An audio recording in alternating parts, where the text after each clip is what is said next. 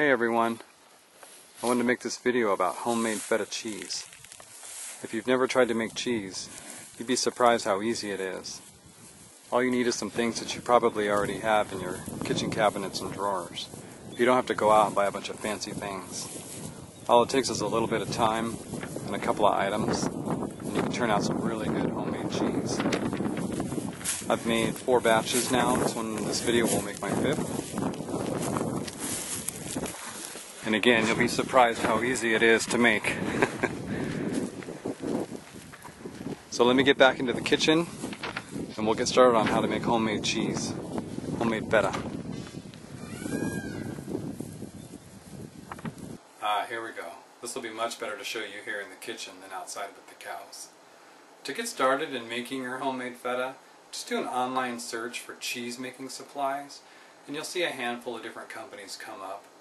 I have 2 that I kind of want to share with you: Midwest Home Brewing and Winemaking Supplies and Austin Home Brew Supply. I've ordered things from both of them, both in brewing and in cheese making, and I think that they have a really good product. They have great customer service, and I would recommend them. I'll try and put a link down in the description for them, and then that way you can kind of go check it out for yourself. So the one I'm going to show you today is the Feta Cheese Kit from Austin Home Brew Supply. It comes in a pack of 5. You can make 5 different batches from this one kit. I've made 4 already. They've come out really good, and so I figured I'd share the last one on video with you and how to make it. Like I said out there in the by the cows, you do need a couple of things that you probably already have in your kitchen cabinets and drawers. It's nothing fancy. You don't have to run out and buy a bunch of expensive things that you'll never use or that is only for cheese making. It's just everyday things that you have, and it works fine. You can kind of improvise on some of them. You don't have to have exactly what I show you, but something very similar would be helpful. So the things that you're going to need are a stainless steel pot. It doesn't have to be really stainless steel. It can be really kind of any kind of material, I guess. The one I use is an 8-quart stainless steel pot. You'll also need something to stir with, like a rubber spatula. You can use a spoon, a wooden spoon, a plastic spoon, a slotted spoon, it doesn't really matter. You'll also need a thermometer so that you don't overheat your milk. The one I have, I got from the cheese supply store. It's not digital, it's kind of the old school style, and I think it works really well. I also use it for home brew. You need a couple of small bowls, some measuring spoons, a colander, and a bowl that colander can fit in. And lastly, but certainly not least, you'll need cheesecloth and a gallon of milk. So I kind of want to talk real quick about the cheesecloth and the milk. First, on the cheesecloth, make sure that you don't get that real coarsely woven kind like you find at the auto parts store to either put on or remove wax from your car, or to dust. Sometimes you find it in the domestic section of cleaners and whatnot in the department stores. You don't really want to use that because it falls apart too much. Once you cut it to get a piece that you need, you'll have nothing but little strands and pieces floating around. They'll probably end up in your cheese and all over your kitchen, and it's just a mess. So go for the quality cheesecloth. You can get it from the brew stores, from the cheese making stores, or you can actually go to a fabric store and purchase cheesecloth there. And a couple things on the milk. You want to make sure that you use pasteurized milk, but make sure that you don't use ultra pasteurized milk. The ultra pasteurized milk has been processed so much that all the enzymes have been taken out that will help make that cheese form, and you'll just end up with a waste of time and a waste of a gallon of milk and all your supplies. So go for pasteurized, but again, do not get ultra pasteurized. You can use goat's milk. Here locally in my stores, all the goat's milk is ultra pasteurized. So I guess if you could have a supply or a source of fresh or raw goat milk, that would be perfect. I would love to try and make this with the goat milk instead of cow, but unfortunately where I live, it's kind of hard to get a hold of raw goat milk. So just a couple of quick points on those 2 things, and like I said, it's very simple, and we'll go ahead and get started. So I've got my 1 gallon of milk in my 8-quart pot. Next thing I want to do is place my thermometer. I don't have a digital one. I have this this style here that I got from the cheese supply store. It has this little red marker right here that I can kind of set to whatever temperature I need. What you're looking for on this is a temperature of 86 degrees. You don't want to go over and you don't want to go under. So you want to heat it up and kind of judge when it's going to be near 86 and then shut it off so it doesn't swing over up into the higher numbers. And what I do is I heat mine up slow. I have the flame kind of low, like, you know, under medium for sure. I don't want to get this too hot too quick. And then once I have the thermometer in and the fire going, I just kind of give it a stir every now and then so that the milk doesn't sit on the bottom and possibly burn or get that gross skin that sometimes happens when you heat milk. So this is going to take probably, gosh, I don't know, 15-20 minutes or so. Again, don't heat it up too fast. I mean, you could blast the heat all the way up and get it up to 86, you know, within a minute or two. Well, maybe not quite a minute or two, but basically slower is better. So I'm not going to bore you with stirring this for 5 minutes or 10, however long it takes. I'll kind of just get this going and get it up to 86 degrees. Okay, so it's been about 5 minutes. And you can see that it's very close to 86 degrees. So what you want to do is, while you're heating your milk to get to that 86 degrees, if you look in your kit, you'll find all the little parts that are in there, the pieces, the components. One of the things that you'll find is lipase. So what lipase does is it attaches itself to the fat globules and breaks them apart and helps give the cheese its flavor. Kind of the ones that you think of, you know, the strong flavors, feta, blue cheese, ones like that. That's a result of the lipase attacking those fat globules and breaking them apart. The milk normally has it from the cow, from the goat, but when you pasteurize it, you tend to kind of kill off those enzymes, and so you're going to add it in. You mix it with water, cool water, you let it sit for about 20 minutes, and then it gets kind of thick and gloppy in the bowl, and then when it gets to the 86 degrees, you're going to add that in. What else you're going to add is the mesophilic starter. And what that does is it converts the milk sugars into lactic acid, and that makes the formation of the curds possible. And you'll see that later in the video. So we're very close here. We're at about 82. I already have my lipase ready. The mesophilic starter is usually stored in the freezer, so I take it out when I'm about 75, 80 degrees, just to kind of be ready. I don't really want it right from the freezer. So just keep stirring, do it very slow. You don't need to, you know, jostle the milk up and agitate it and put a bunch of air and bubbles in there. Just kind of a nice gentle stir back and forth.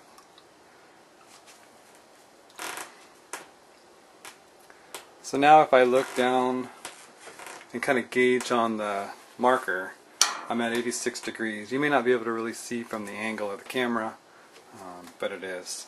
So I turn the fire off because I don't want the temperature to keep increasing. And I give it just a couple more stirs, just to make sure.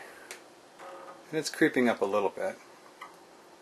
So if that happens, what I do is I kind of wait until it drops back down to that safe range. You don't want to go too hot and throw in the rest of your kit and, you know, run the risk of it being too hot for those pieces, too hot for the enzymes, too hot for the starter.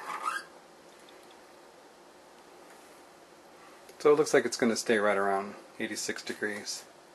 So that's good. So now what we're going to do is I am going to take the lipase mixed with the water. I'm going to pour it right into the milk. There's a little bit left in the bowl, but that's okay. You got everything in there, pretty much. And then what you're going to do is take your little envelope with a mesophilic starter, just a tiny little envelope like this. Make sure you get all the little dehydrated enzymes at the bottom, and kind of just snip the top off like this. And what you want to do is you want to sprinkle this across the top of the milk, and kind of try and hit a little bit in all parts of the pot, meaning Don't just dump it all in one space. You kind of want to spread it all out like this and get a little bit over here and a little bit over there. And once you do that, don't stir it. Just pour it on top. And then what you're going to do is you're going to cover this and let it sit for an hour. And then you're going to come back and do the next step. So I'm going to take this thermometer out. We'll rinse the end off of here before we put it back in. I'm going to grab my lid, put it on the pot, and then I'm going to set the timer for 1 hour. And when that timer goes off, we'll go on to the next step.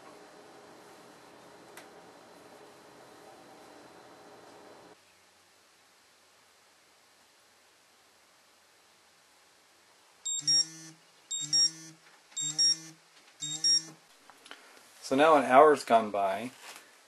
The next thing is to go in your kit and look for the rennet. There's two types of rennet. There's vegetable and there's animal.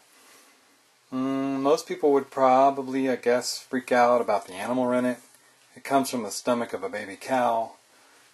Probably not something people want to think about. The one that comes in the kit is a vegetable rennet. What rennet does is it actually creates the curds in your cheese by coagulating the milk. It'll separate it into curds and whey. The whey is the liquid part, the curds are the chunky parts that you actually will later turn into feta. So what you do is you grab your rennet. The recipe calls for, I think, 1/4 of a tablet. I actually have just this one left because it's the last one in my kit. So I can just dump the whole thing right in. But if you're pulling it from your kit, it's 1/4 of a tablet. Another thing I probably forgot to mention is you'll need a measuring cup. 1/4 cup is what you do. I used bottled water instead of tap water. It needs to be cool water, so don't, heat it up or anything like that. And just pour it into the rennet. Give it a little bit of a stir if you want with your measuring spoon. And then what you're going to do is you're going to pour it into the milk. You want to make sure that your milk is still at 86 degrees, and then it's going to sit for another hour. So let me move the camera and I'll go ahead and show you that. So here we go. Got the thermometer back in the milk. Looking at the mark, it's still at 86 degrees, so it holds its heat pretty well for the hour. Take your 1/4 cup water with the rennet tablet in there. Pour it into the milk. Try and get all of it in there that you can. There we go. Then you're going to take your spatula, your spoon, whatever it was you were using to stir the milk before, and you want to take it like this and just kind of go up and down, kind of like you're cutting rows into the milk. I'm really not sure why the directions tell you to do that. I just have done it in now this is the 5th kit that I've done. The 5th batch that I've done in the kit. So I don't know if going back and forth one way or the other does any kind of a bad thing, good thing, whatever. So you want to stir it for about a minute. And then what you're going to do is you're going to cover it again and let it sit for another hour. And then when you come back, you're going to see that this milk has changed quite a bit. So at this stage now you kind of look and you think, well, nothing's really happening. But in the next stage you'll see it, and it will be kind of remarkable of what has happened. So I'm just going to stir this for a little bit longer. Set the timer again for an hour, and then we'll come back and go on to the next step.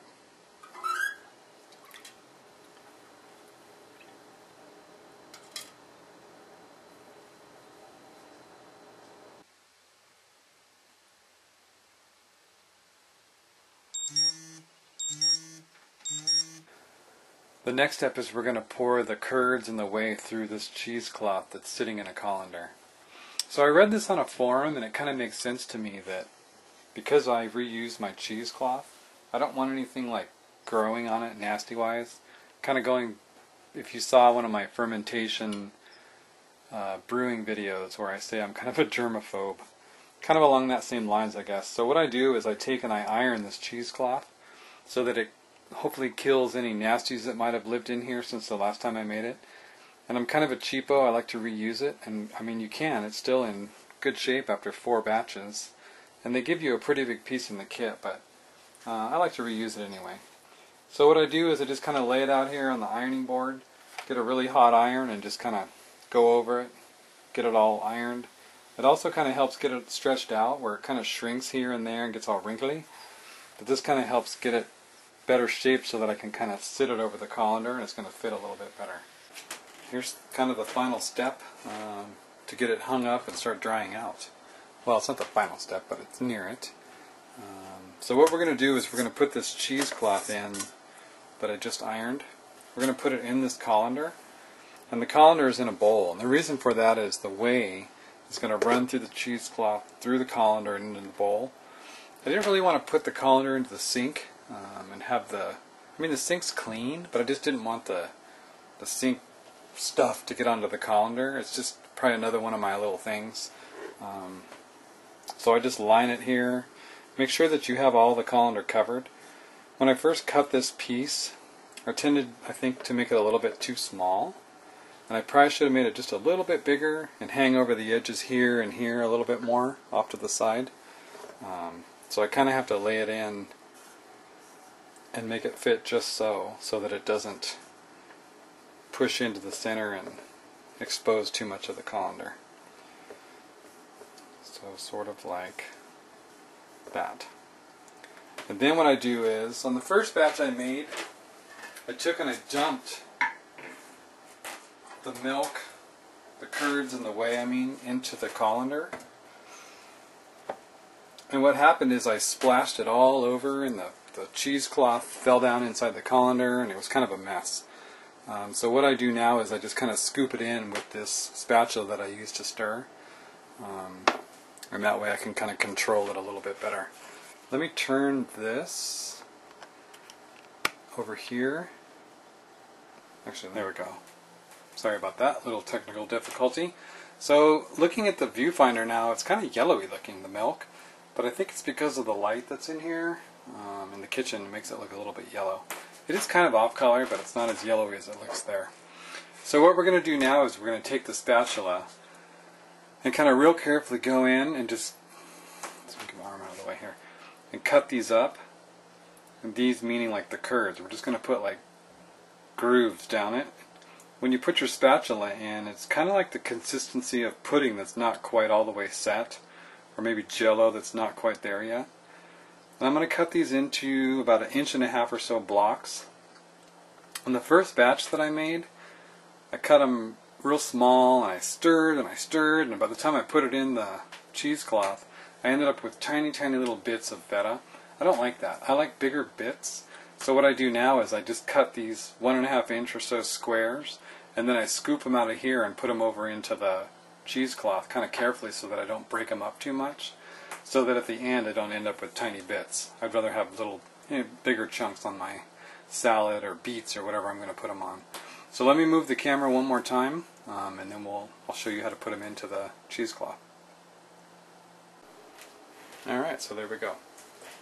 So now, like I said, you kind of want to just like scoop them in there carefully and place them into the cheesecloth, like so. Because I think when you dump it in, it just makes it too messy and you run the risk of it splattering everywhere. Actually, let me change what I said. Instead of using a spatula, I use this 1 cup measuring cup that I just scoop into the 8-quart pot, and then I can pour it in. Using the spatula would take, oh my gosh, so long. So I just wanted to show you that this is how I do it, is I just take it like this, pour in a cup at a time, and then kind of in no time you have everything in there, and you're ready to hang it up.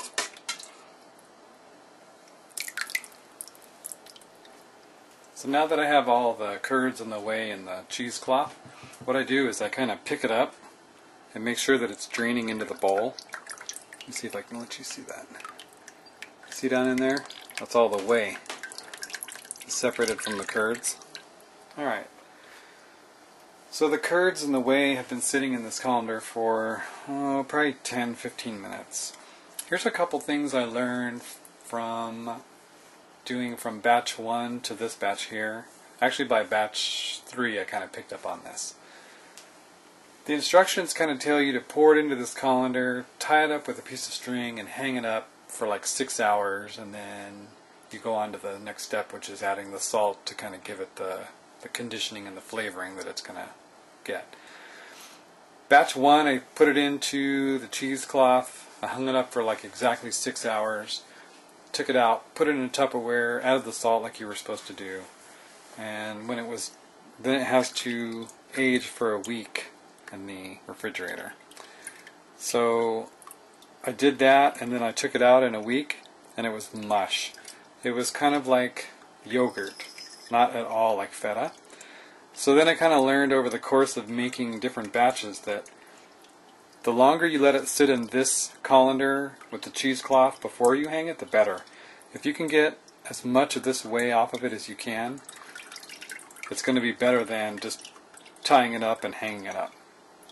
Another thing I learned is while it's hanging up, about every like hour and a half, 2 hours, take it down from being hung and kind of give the ball of cheese a squeeze. I put it inside of this red bowl here, and then I kind of push down on it to squeeze out any whey that might be in there. And then another thing too is, instead of letting it hang for just the 6 hours, that I usually let it hang overnight. So potentially like, not quite 12 hours I guess, like the next day. Like right now it's 4:30. I'll probably let this hang until tomorrow morning. Giving it a squeeze every like hour and a half, 2 hours, just to get all of this moisture out. The more you get out, the firmer it's going to be. So if you like a moist feta, then you don't have to squeeze it as much and try and get off much of the whey off that you need to, or I mean that you can. But I like a drier feta, so I try and get all this off that I can. So that's pretty good. It's already starting to kind of even form. So another thing I forgot to tell you that you're going to need is some string. This is just regular, I think it's nylon string. Comes on a pretty big spool here. So I'm going to take and cut off a piece here. And then what I'm going to do is sort of carefully take the ends and the corners. Sorry about that, I'm kind of hesitating because I'm tying a slip knot in it that I can kind of catch all those bound up corners and ends through and catch it up kind of quickly. I'll show you what I mean. So I'm gathering up all these corners. There's 4 of them, of course. And then I'm going to take these little pieces here. Can you see that? These little ones here that kind of slip down because I cut it a little bit too small. I'm going to kind of gather those up to bring them up with those taller corners. And you want to make sure, if you can, to not let this cheesecloth kind of flop all over and the cheese actually comes out onto the outside of it. So because I cut mine a little bit short, it's sort of difficult to do. So then I take the slip knot, put it over this bundle down as close to the cheese as I can get it. Give it a pull.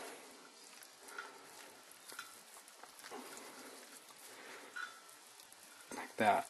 And then what I do is I take and I wrap around the cheese, around the bundle, and I make a couple of knots so that that slip knot doesn't mistakenly come undone and the cheese go crashing down into the bowl, because we're going to suspend this over the bowl to let the whey drip into it. And I want to make sure that this isn't going to slip and crash into it. I'll make another little loop. I just use another slip knot here on the end. And I have this little clip, like a little chip clip I guess it is, little springy thing like this. And I just slip this loop of this knot through here like this. And then I'm going to move this bowl over here. In my kitchen, let me see, let's get this up here. My kitchen has this ledge right up here, and so it works perfectly to hang this hook on that ledge See if I can do this. Right here. Right up there. And then what happens is now it's kind of like a pendulum, swinging around, going crazy. Oops, probably shouldn't show that. And then I just take this colander out of the way, put it in the sink, and I just put this bowl right underneath that cheese ball. See if I can get it to stop swinging here. To let all that whey drip into that bowl. I don't know if you can see it, but you probably can hear it. Yeah, just dripping away. So now it's going to sit there for probably overnight until tomorrow. And I will come in every couple of hours and give that a squeeze. Like I said, you don't have to push real hard. Just kind of set it back in the colander and push down on it to get some of that moisture out. And then what will happen is tomorrow we'll undo that knot of the cheesecloth. We'll put it into some Tupperware. We'll sprinkle a little bit of cheese salt on it. The cheese salt comes in the kit. It's just real fine, non-iodized salt that helps flavor the cheese and condition it and get it, you know, that feta taste that you're used to. So I was just going to it's just going to sit here and drip dry. I won't video all that because that will be mind-numbingly boring. So tomorrow what I'll do is I'll show you taking that knot off, opening it up, show you what the curds look like, sprinkling some salt, put it in the Tupperware, and then it sits in the fridge for a week to mature, to age, and then after that you can enjoy it. It's really delicious. So there you go, give it a try. Pretty easy, homemade feta. Just a couple of hours prep time during the day, and then once you have everything done, it hangs for a while, goes in the fridge for a week. By next week you're enjoying it, putting it on whatever you like feta. Give it a try. Thanks for watching.